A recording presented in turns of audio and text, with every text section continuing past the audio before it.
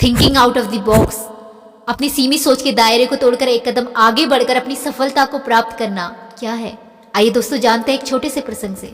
Edwin C bones कहने व देखने को तो एक आम इंसान था, पर उसकी इच्छा, उसकी डिजायर आम नहीं थी। वह मशहूर वैज्ञानिक थॉमस एल्वा एडिसन का बिजनेस पार्टनर बनने की ख्वाहिश रखता था।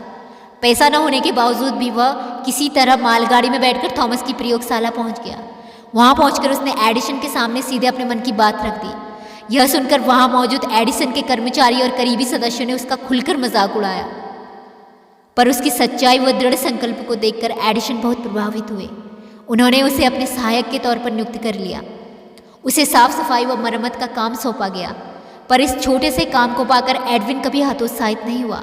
उसने इसे अपने सपने को साकार करने का पहला कदम माना। अभी एडविन को बतौर सहायक 2 साल ही हुए होंगे कि एडिसन ने डिक्टाफोन, मानवीय आवाज़ को रिकॉर्ड करने का यंत्र का निर्माण किया। उनके सभी साथी कर्मचारी उनके इस खोज से बेहद नाखुश थे।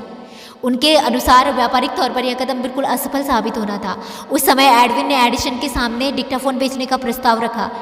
एडिसन ने झट से हामी भर दी, पर इस शर्त पर कि एडविन की तनख्वाह वही सहायक वाली रहेगी। एडविन कुछ ही महीनों में हजारों मशीनें बेचने में कामयाब हो गया। उसने वापस लौटकर एडिसन को डिक्टाफोन बेचने के कई बेहतरीन तरीके बताए।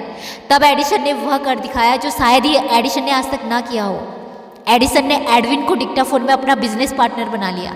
जिस एडिसन ने वर्षों से साथ काम कर रहे कर्मचारियों या दोस्तों को कभी साझेदार नहीं बनाया था, उसने एक मामूली से सहायक को साझेदार बना लिया। इस नामुमकिन को मुमकिन करने के पीछे थी एडविन की मेहनत व विश्वास। एक कदम आगे बढ़ाकर उसने अपने सपने को साकार कर लिया था। शिकागो का एक डिपार्टमेंटल स्टोर था, मार्शल फील्ड एंड कंपनी। उसके एक डिजाइनर ने टाई के बिजनेस को अपनी अद्भुत सोच से अपार सफलता दिलाई। एक छोटी सी टाई को बेचने का विशिष्ट तरीका सोचकर ही कुछ अजीब सा लगता है। उन्होंने अपनी दुकान की खिड़की पर प्रदर्शनी के लिए कुछ सुंदर टाइयों को लटका दिया, फिर ठीक उनके बीचों बीच एक लंबा दर्पण लगा दिया। आते जाते कुलीन कारोबारियों के शीशे में अपनी टाई पर नजर जाती। ऐसे में उन टाइयों के बीच उन्हें अपनी टाई पुरानी और फीकी सी बेरंग सी लगती। वे झट से नई टाई खरीदने के लिए उत्सुक हो उठते। इस तरह इस स्टोर ने एक छोटे से कदम से लाखों का बिजनेस किया। तो फिर देर किस बात की है? हमें भी ऐसी ही नई सोच रखकर अपने कदम बढ़ाने की जरूरत है, हर क्षेत्र में, हर स्तर पर। आपका अपने कंफर्ट जोन से बाहर निकलकर एक कदम आगे बढ़ाना आपकी दशा और दिशा दोनों बदल सकते हैं।